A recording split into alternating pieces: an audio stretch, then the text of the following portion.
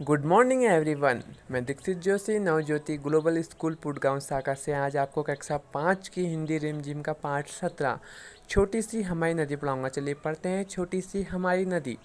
छोटी सी हमारी नदी, टेढ़ी मेढ़ी धार, गर्मियों में घुटने भर भीगो कर जाते पार।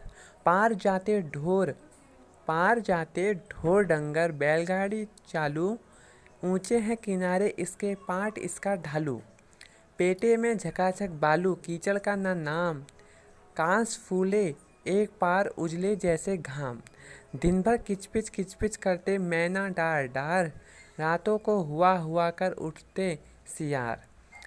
अमरई दूजे किनारे और ताड़ वन, छाहो छाहो बामहन बामहन, टोला बसा है सघन।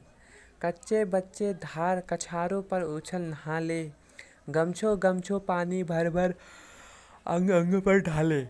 कभी कभी वे सांझ सकारे निपटा कर नहाना, छोटी छोटी मछली मारे आंचल का कर छाना। बहुए लोटे थाल मांजती रगड़ रगड़ कर रेती, कपड़े धोती घर के कामों के लिए चल देती।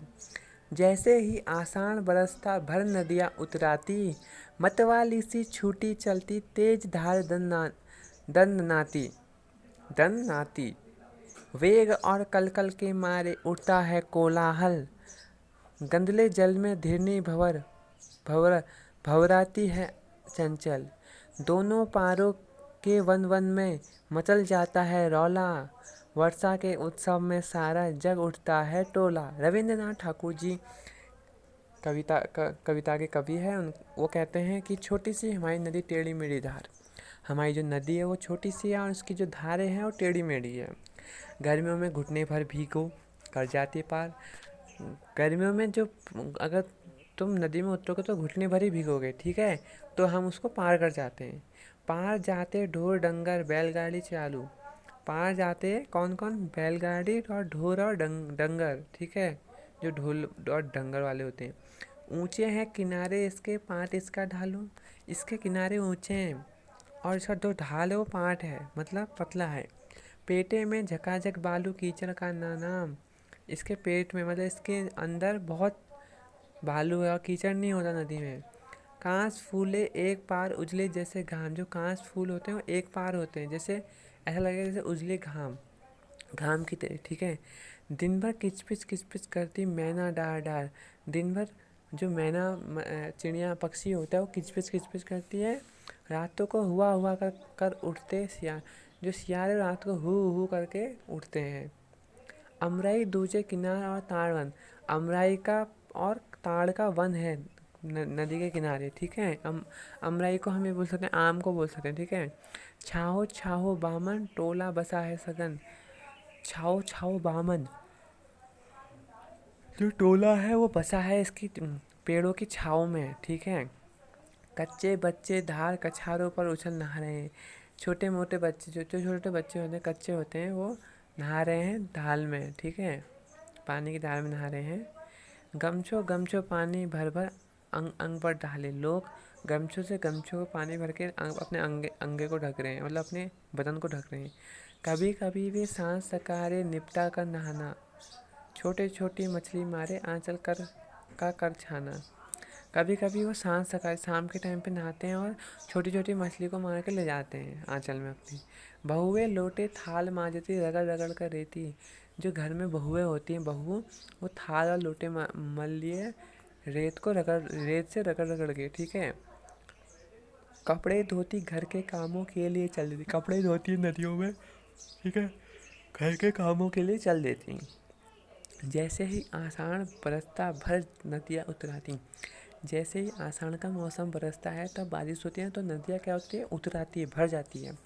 मतवाली सी छूटी चलती तेज धार दंडनाती। जो मतवाली सी छूटी चलती तेज धार, जो तेज धार है वो बहुत तेज चलती। जो धार है मतवाली सी मस्त मोला करके बहुत तेज चलती, ठीक है, दंडनाती। वेग और कल के मारे उठता है कोलाहल, गंदले जल में घिरनी भवरी भवराती है चंचल। वेग और कल, उसकी जो गति है, वेग है पानी का, उसको देखकर मन में कोलाहल उठ लगता है। और जो गंदा पानी होता है वो जो उसका भंवर होता है वो चंचल हमें डराता है। दोनों पारों के वन मन में मच जाता है रौला, बारिश के उत्सव में सारा जग उठता है। दोनों पार नदी के दोनों पार का जो वन है वहाँ सब रौला मच जाता है, क्योंकि वर्षा के उत्सव में सारा जग टोलता है। ठीक है, जब बारिश होती है ना तो जब नदी में बहुत पानी आ जाता है तो लोग उत्सव मनाते हैं। तुम्हारी नदी तुम्हारी नदी हुई नदी तुम्हारी देखी हुई नदी भी ऐसी ही है या कुछ अलग है? अपनी परिचित नदी के बारे में छूटी हुई जगहों पर लिखो, आपको लिखना है। फिर एक कविता में दी गई इन बातों के आधार पर अपना परिचित नदी के बारे में बताओ। धार, पाट, बालू, कीचड़। तुम्हारी परिचित नदी के किनारे क्या क्या होता है? तुम जहाँ रहते हो उसके आसपास कौन कौन सी नदियाँ हैं, वे कहाँ से निकलती हैं और कहाँ तक जाती है, पता करो। कविता के बाहर इसी किताब में नदी का जिक्र और किस पार्ट में हुआ है, नदी के बारे में क्या लिखा है, आपको बताना है। इसी जो कविता ये है बुक किताब हिंदी रिमझिम 5 फिफ्थ, इसमें नदी का जिक्र कौन से पार्ट में हुआ है? नदी पर कोई और कविता खोज के पढ़ो और कक्षा में सुनाओ। नदी में नहाने के तुम्हारे क्या अनुभव हैं? क्या तुमने कभी मछली पकड़ी? अपने अनुभव साथियों के साथ वर्णन करो या छाट बांटो। ये किसकी तरह लगते हैं? नदी की टेढ़ी मेढ़ी धार, किचपिच करती मैना, उछल उछल के नहाते नदी में नहाते कच्चे बच्चे। कविता और चित्र। कविता के पहले पद को दोबारा पढ़ो, वर्णन पर ध्यान दो। जो इसे पढ़कर जो चित्र तुम्हारे मन में उभरा उसे बनाओ। बताओ चित्र में तुमने क्या क्या दर्शाया कविता से।